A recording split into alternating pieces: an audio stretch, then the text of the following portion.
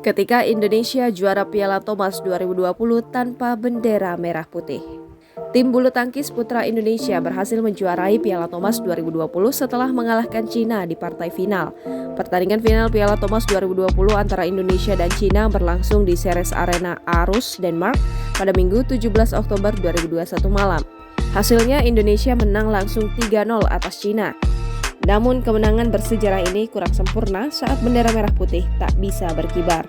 Saat Indonesia naik podium, bendera merah putih digantikan dengan logo Persatuan Bulu Tangkis Seluruh Indonesia. Hal itu terjadi menyusul sanksi yang dijatuhkan WADA atau Badan Anti Doping Dunia kepada Indonesia. WADA menilai Indonesia tidak mematuhi prosedur anti doping, dalam hal ini adalah program tes doping plan. Dampak dari sanksi tersebut adalah dilarangnya bendera merah putih berkibar di ajang internasional.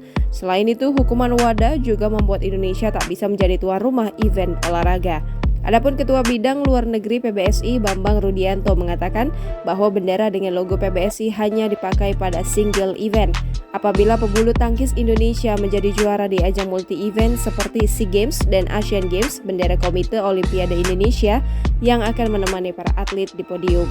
Bambang Rudianto juga menjelaskan perihal sanksi yang tak mengizinkan Indonesia menjadi tuan rumah event olahraga. Sanksi WADA ini juga sudah diketahui oleh Menteri Pemuda dan Olahraga Republik Indonesia Zainuddin Amali.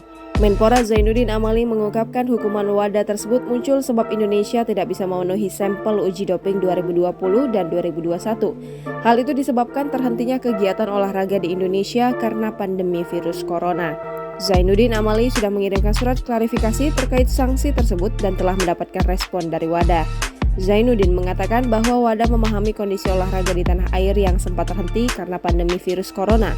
Selain itu, Zainuddin juga mengungkapkan bahwa WADA bersedia menunggu sampel uji doping di PON Papua sehingga batas minimal tes doping plan Indonesia dapat terpenuhi.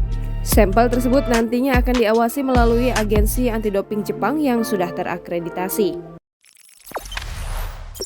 Jangan lupa subscribe, share, komen, dan like ya!